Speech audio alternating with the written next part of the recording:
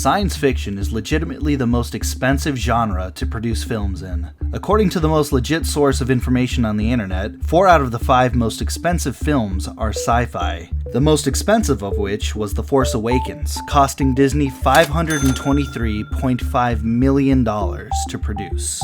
Due to the genre's penchant for alien creatures, robots, and explosions, such budgets are often required to make the director's vision come to life on the big screen. But what if I told you the most ambitious, accurate, and harrowing portrayal of sci-fi's most notorious trope, time travel, was made by one dude, a rented 16mm camera, with only $7,000? Now before we go any further, we need to talk about Shane Carruth. Carruth is one of the most brilliant science fiction storytellers of the modern era. But we also need to acknowledge the reported abuse allegations involving Amy Seimetz, who is an incredible filmmaker, writer, director, and actor in her own right. We're not here to sanitize Carruth or pretend that the harm connected to him does not matter just because the movie is brilliant. Quite the opposite, in fact. I want to encourage you to support Amy Seimetz, watch her films and shows, because she is absurdly talented and deserves to be discussed as more than just a footnote in someone else's story. With that being said, let's talk about Primer.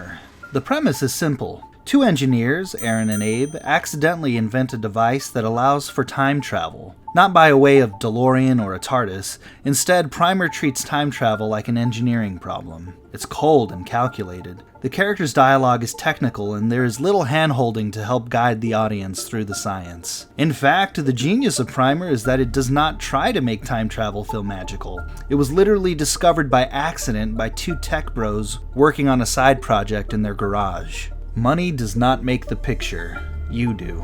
And that, dear viewer, is the first lesson for aspiring filmmakers. Most of you do not have money, but what you do have is the perseverance to hone your craft. Write, and keep writing until you have a concept that makes the lack of money feel purposeful. Primer looks cheap, but it works because the world that surrounds the movie feels cheap. Garages, shitty storage units, suburban housing units, and no wardrobe departments save for an assortment of plain button-down shirts and ties. Carruth built the story around things he could legitimately access. Small rooms, natural lighting, and no crew.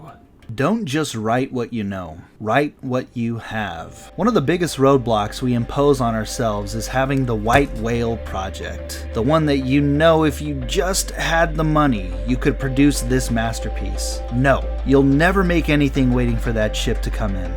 Write the best version of your movie that you can actually make. And no, that doesn't mean you need to lower your ambition. In fact, these self-imposed limitations force you to be more creative. Primer does not explain itself as most movies do.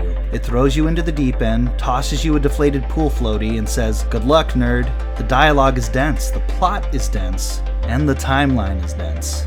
Watching it for the first time feels less like watching a movie and more like slowly being defeated by a math problem.